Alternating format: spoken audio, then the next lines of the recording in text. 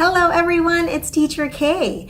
If you've ever struggled with making books fun for your kids or for kids that you take care of or babysit or even your friends' kids that you just want to like you, well, this episode is for you. Let's get talking.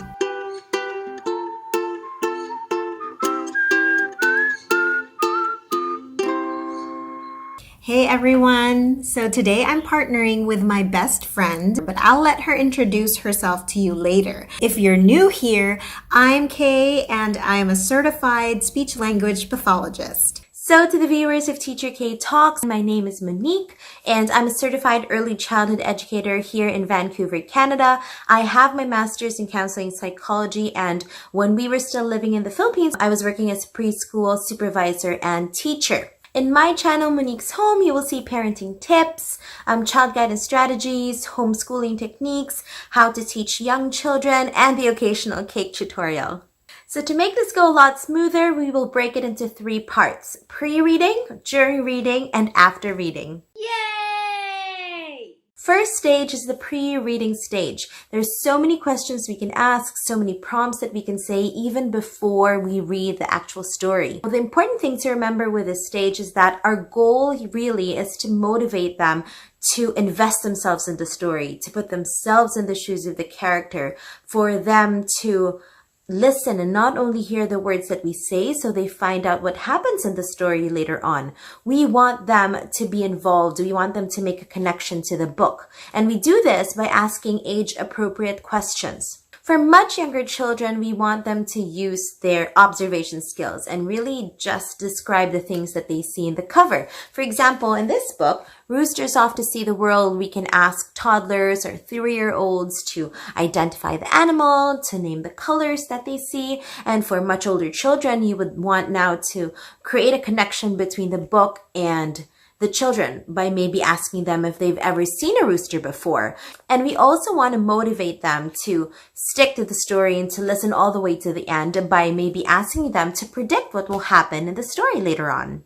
So taking my cue from Monique, I'm just going to give you more specific examples of what she said about pre-reading. I'm going to take this book for example. It is The Legend of Juan Pawikan and the 7,107 Islands. It was written by Celine Fabian. If I were to do pre-reading activities for this, I'd first start with, of course, what we can see outside the book. So we can direct our toddler to the cover of the book. What we need to understand in all stages of reading is that for every stage or current level of skills that your child has, of course, you will have a different way of presenting to them the things that you can see in the book. So if you're talking to very young children, pre-reading would just be like, here's the cover of the book. It has turtle, green turtle, turtle swimming, swim in the water. And then if you want to ask them, do you know how to flip to the next page? You want to say, flip, flip. So I usually do that with my kids. I usually try to have a word target and an action target so that whichever one they try, flip the page for them so they can understand a concept. Or like next page, and then so you could tap to the edge of the page so that if they want me to flip it, I'll know because they'll touch that part of the page. But if your children are a little bit older, you can just point to your target and ask them what they see on the cover. So for example, what's that? A turtle, you're right. What color is the turtle? It's green.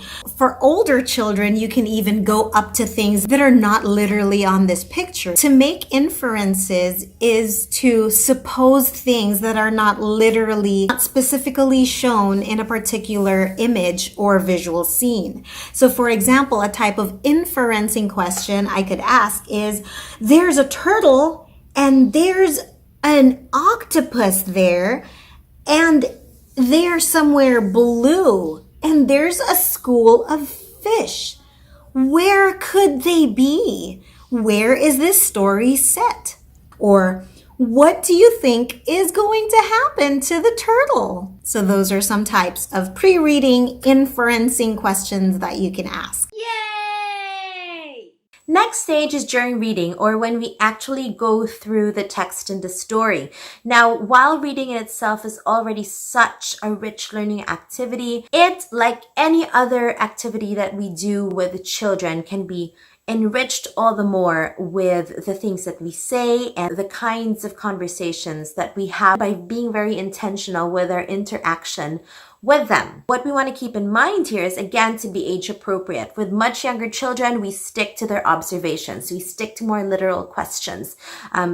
Asking them about what they see, asking them to describe things in the book. For older children, this is the time that we really want to get into their minds and really try to get a glimpse of how they make sense of the world, how they understand things, by not only asking them questions about the story itself, but trying to go beyond that and encouraging them to connect what they read in the story to things that happen in their own lives, to things that they see happening in their community. While we want to ask questions about the what, when, where, why, and who in the story, about the characters, about the plot, we also want to ask the children about their feelings, how they're feeling in the story, how the characters are feeling, how the story is making them feel, what emotions are coming up when certain events happen in the story. This way, we're not only about the text, we're not only about the new vocabulary that they get from the story reading, we're not only about them learning how to sequence the events in a story. It's also about really having that connection with your child and really using this opportunity to grow a bond with them and to understand how their mind works and how they see the world around them. So for toddlers that are just learning concepts of nouns, those are actually the first few types of words that they will add to their vocabulary, those and actions. But actions in a book aren't very specific because books are two-dimensional and the actual movement doesn't actually happen. So that actually takes a higher skill. So nouns or objects are some of the easiest things to point out to because they're literal on books. So if I were to target a toddler who is just learning words, I would say things like turtle, head.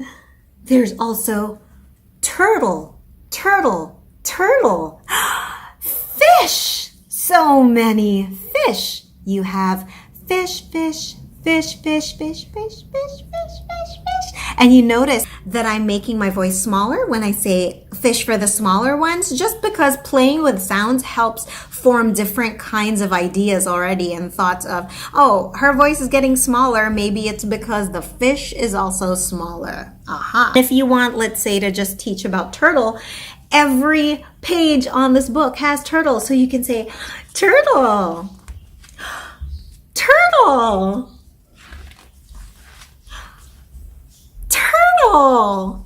At this point, when you've already flipped through several pages saying turtle, turtle, if you want to use the technique that I taught in episode 8, you can pause. So when you say turtle, the next time that you flip it, you can just say, and wait for them to say turtle, or even just gesture, or in the page you can see that they're scanning where's the turtle. Then that's a good way of pointing out the objects that you want them to learn. But in this page alone, there's so many things that you could teach, like a ship or sky or the water. So really, the sky is the limit. If your children are a little bit older and your goals are now, let's say, 2-word phrases, the next time that you go through this book, you can instead focus on turtle swimming, mommy turtle, mommy glasses, swim turtle.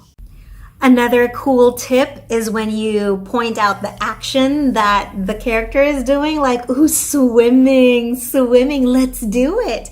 Mommy's gonna do it. Swim, swim, can you do it? Yes. And then if they're not actively trying to imitate you, you could take their hands and try to make it look like a swimming motion. But of course, we want to make it meaningful, so that if they've not actually had any experience with swimming, maybe you do that with other actions that they have already done, like maybe jumping. If you go back to episode 1, I encourage you to see it. You can apply and practice those tips in your reading activity. Repeat everything, because repeating is the way that you can teach them words. You've seen me do it several times with repeating just the labels of the objects, and then the object and the action, or an object and a modifier, and things like that. And you also still need to ensure that it's meaningful. So how can you say if it's meaningful for your child? If you change eye contact in this activity, now your goal is to have you and your child focus on the same things on the book.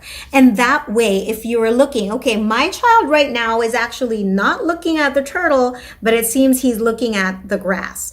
So if you can see that, you can comment on the grass and make it meaningful. Because when you're not looking at where your child is looking, you could be saying, swimming, swimming, but he's actually looking at the grass, and the grass is not swimming. And one of my most favorite tips is to be animated about it. So you can do this whether you're doing the techniques that I'm showing now or you're reading the actual text. And this is lovely. This book and books that have rhymes, I love them because they flow so nicely, and they also give your children an idea of what rhymes are. It's so important to play with how our voice changes when we read to our children, because even if you're not kids, if you read something in a monotonous tone, like a restless turtle, one pawikan was, I want to swim far from here, I would fall asleep. And I'm really old. So it's so important that we play. And you don't even have to make voices, but I love making voices. And I think experimenting with making voices, whether or not it's your personality, is something cool, like, because you're thinking out of the box. It's like going the extra mile for what your child may be interested in. You know, and I don't even have to be exaggerated, but I have to make it really motivating for them to stay interested. So, a restless turtle, one pawikan was, I want to swim far from here, he said. Bid I farewell to my fisher folk friends. Much greener grass I would like to tread. So, you know, I'm not saying that's the best reading, but to your child, that's already, hey, what's happening to mommy? Something's going on here, and that's gonna keep his attention, his or her attention, immediately. For even older children that can already start to understand feelings and emotions and identifying those characteristics in a book, it could be nice to talk about things like, what do you think Turtle is feeling here? I'm going to make the same face.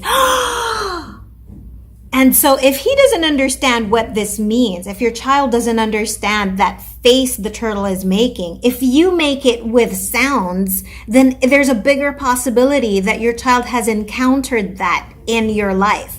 So if I say, I'm gonna copy turtle, what do you think I'm feeling? When else do you say, so, right, that's either like surprise or scared or afraid. And other higher inferencing skills could be like, what are these black shadows? Are they other fish? No, they look like other turtles. So that's also a higher inferencing skill, because they're not literally turtle. I mean, you don't see that they're green, you don't see their little patterns, but they're relatively the same size and shape as a turtle, and you could inference that they are also turtles. If you want to check their comprehension slowly as you're going through the book, you could look here. The words, the text is saying, bombs bringing fright and fear to all. No one knew how and no one knew why. But can you see if your child knows why or how? And flip back to the page and say, here there was a huge ship on the water where they were swimming, and the next thing they knew, there were bombs. Where could the bombs have come from? Yay! Last and final stage is the after reading. So once you close the book, your job is not done. There's so many questions you can still ask. You can continue the conversation with your child to still strengthen that connection, strengthen that bond, not only with you, but with the book that you've just read. So for much younger children, you can just extend the experience by maybe asking them what they'll do if they maybe see a rooster in the future. For much older children, we want to go beyond just checking for understanding. So yes, we want to ask them questions to see if they remember details in the story, like maybe if they remember the other animals in the book. But we want to go beyond that and really invite them to maybe even critique how it was written, to say, to find the connection between their own experiences and what has happened in the book, or for them to say what part they like best or what part they might change. And another thing that you can do, which I like doing with my own kids and the kids that I've taught in preschool, is to go beyond the conversation and create learning activities. Like maybe you can create an artwork with painting this rooster, or maybe a math activity counting the animals that you find in the story. So it's really about making the book come to life so that it's not only something that they read once or they read during bedtime, but something that they can really in their other learning activities. And after you read the book, and you, of course, like Monique said, you want to check that they understood it and not just remembered random items from the book. That's for older children. Of course, for toddlers, all you want to ask are things like maybe, do you remember who was in the story? Oh yes, there was a turtle. Was there anyone else? Was there only a baby turtle? There was also a mommy turtle. And there was a ship. Yes. So you ask about the things anything that they remember from the book. And that's okay for like really young toddlers.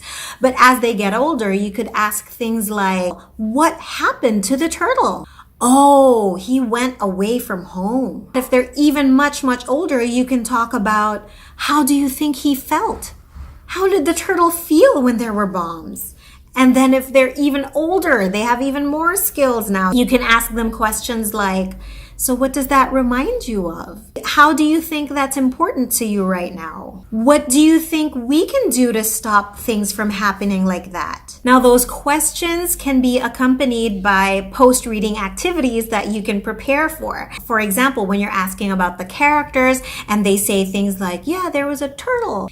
So you can get a pen and paper and start trying to draw out the things that he remembers. So if he says turtle, okay, and then what color was the turtle? Can you get the color from the crayons? Oh yes, the turtle was green, and you can have him start coloring green. You can also encourage divergent naming by doing things like, yes, there was a turtle, but do you remember the other animals that were also in the pictures? And he can say things like octopus or fish. And then even beyond that, you can have him practice, all right, let's get a pen and paper and let's draw all the other animals that you think are in the ocean with these animals. So there was turtle, octopus, and fish. What other animals live in the ocean? And for kids that are a little bit older, and if you want to try practicing their cause and effect, you could give the cause and say, do you remember that part where this happened? And then what happened after that? Because he left home, he didn't have his mommy and daddy, and what happened after that? Or you could check for their sequencing skills. So you could try to put maybe 5 blanks and then say, okay, try to remember things that happened first, and then after that, and what happened at the end, and fill in the blanks in the middle. And you can encourage them to do this by either drawing things they remember or just giving keywords. And then, of course, if they can't supply complete sentences yet to retell the story, you supply it for them. The important thing is you see that their mind is processing the story or what they saw in the book. Overall, I agree with all points of Monique that books are some of the richest materials that you could have in your home to help your children develop their language. And in developing language, you're also developing personality and preferences and understanding emotions. Yes, we do encourage book use, and we would love if you could try these tips that we showed. I really enjoyed this episode with Monique. Thank you so much for having me on your channel. Filipino. So to the viewers of Teacher Kaye Talks, Teacher Kaye, thank you so much for having me in this episode. I hope to see you too at my channel, Monique's Home. Kaye and I are really both here to support families, support educators, and really make a difference in children's lives. So I hope to see you again. I hope that Kaye and I can partner up with another episode soon, and I will see you next time. If you liked this, please do show it by clicking that thumbs up button and to that red button that says subscribe down there. Please do. We would love to have you share this information with as many people as can benefit from it. If you want to get in touch with me, you can leave me messages on the comment section or on my Facebook and Instagram accounts, Teacher Kaye Talks. If you're interested in what happens to Juan Pawikan and his legend, I'll put a link to where you can get it in the description section. Support Filipino authors and Filipino books. Mabuhay. Happy talking!